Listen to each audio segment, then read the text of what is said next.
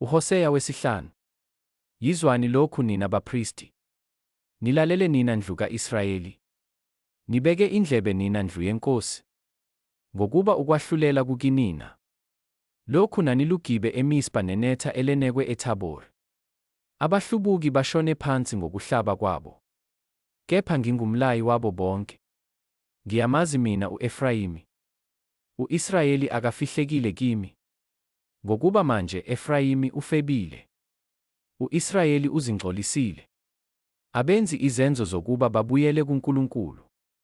Ngokuba umoya wobufebe uphakathi kwabo. NoJehova abamazi.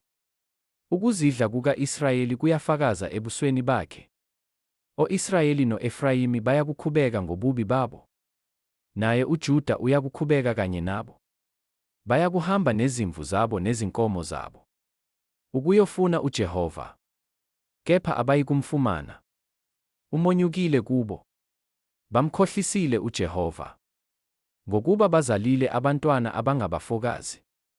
Manje inyanga eyethwasayo iyakubadla kanye nezabelo zabo. Bethani umtshingo eGibeya necilongo eRama. Hlabani umkhosi eBethi Aveni. Basemva kwakho, Benjamini. U-Efrayimi uyakuba yincithakalo ngosuku lokujeziswa. Ngazisile izizwe zakwa-Israyeli okuqinisekileyo. Izikhulu zakwaJuda zinjengabasusa imincele. Ngiyakuthulula phezu kwazo intukuthelo yami njengamanzi. U-Efrayimi ucindezelekile. Uchotshoziwe ekwahlulelweni. Ngokuba wavuma ukulandela umyalo oyize. Mina-ke senginjengenundu ku-Efrayimi. Nanjengokubola kuyo indlu yakwaJuda.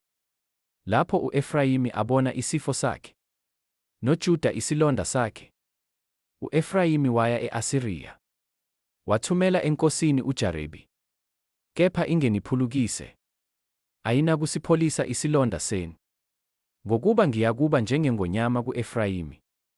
Nebhongo lengonyama kuyo indlu yakwaJuda. Mina yebo, mina ngiyakudwengula. Bese ngimuka.